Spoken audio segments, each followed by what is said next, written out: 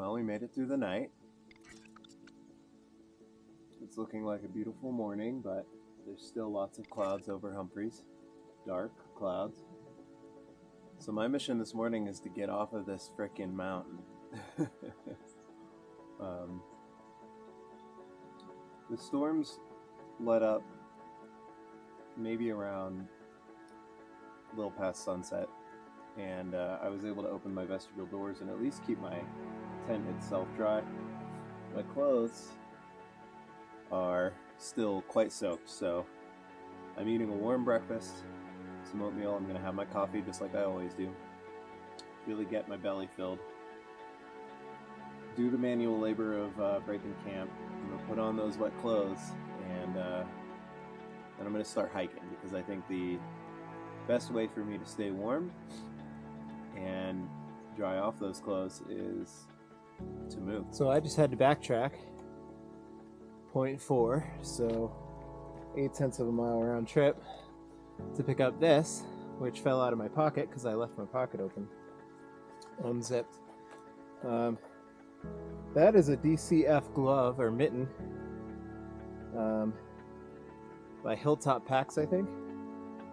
And let me just zip up my pocket. Good. And it was a big part of the reason why I ended up with the trail name Bougie, because obviously having a DCF mitten is kind of a fancy thing to do. But last night and this morning, they came in really clutch. Last night because after I was able to stop shivering, spending a bunch of time in bed, eating some food, putting on as many layers, dry layers as I could. Excuse me. I still had to get out of the tent to pee and to find rocks to put on my tent stakes because the ground was so soft. So I put on the DCF mittens, and that kept my hands from getting wet. Didn't necessarily keep them from getting super cold while I was out there, but since they were dry when I got back in my tent, warming them up was much easier.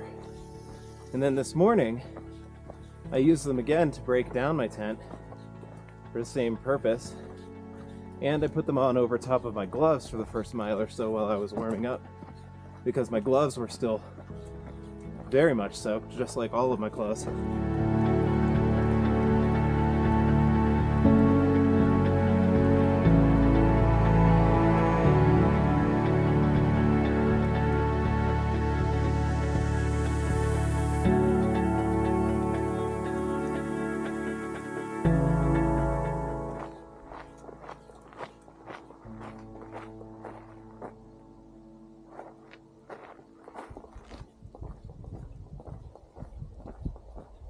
Okay, I am crossing Snowball Road, and there's a site ahead of me that I'm pretty excited about, which I'll share with you. Yesterday, there's a hiker supply box on the other side, the north side of Humphreys, and I stopped there for a bunch of water, and I ran into a section hiker named J-Dubs, who was caching water for himself, for J-Dubs, and throwing some extra water out there for the public. That's me. And he gave me a heads up that there was going to be a public cache here, and sure enough there is. This is some luxurious accommodations right here. A recliner with a table.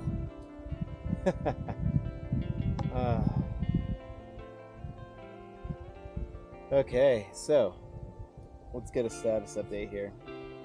I am about 16 miles into my day, and according to Far Out, my goal is 9.3 miles away, and it is currently 1:20 p.m. So furthermore, from where I'm at right now, where am I?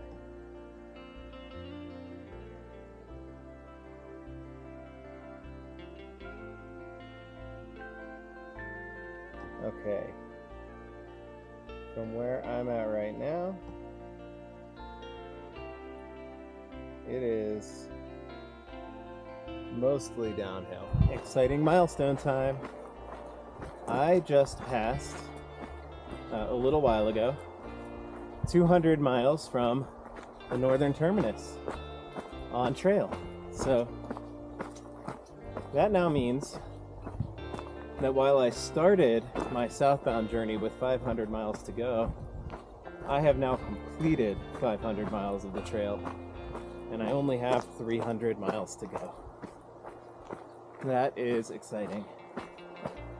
Not to mention, since I've committed to getting into Flagstaff tonight, that actually puts me ahead of schedule for my 100 miles per week average, and it gives me the option of double zeroing in Flagstaff, which I think sounds pretty nice.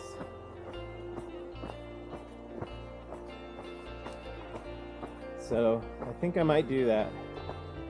And then it would be a zero in Pine, and hopefully along Highway 87 between Pine and Superior I can get someone to pick me up, and I can find a place to zero either in Mesa or Payson, which are the two towns that seem easiest to get to from there. But I think it's looking pretty good. Well, got to carry on down the trail. I have a little over 6 miles until I get to the highway, and I'm honestly feeling really good. I'm going to go ahead and say that given the mileage, usually I complain that 25 miles feels pretty horrible on my body, but at least as of right now, it's feeling pretty good, and I'm going to chalk it up to very accommodating terrain coming off of Humphreys and going south.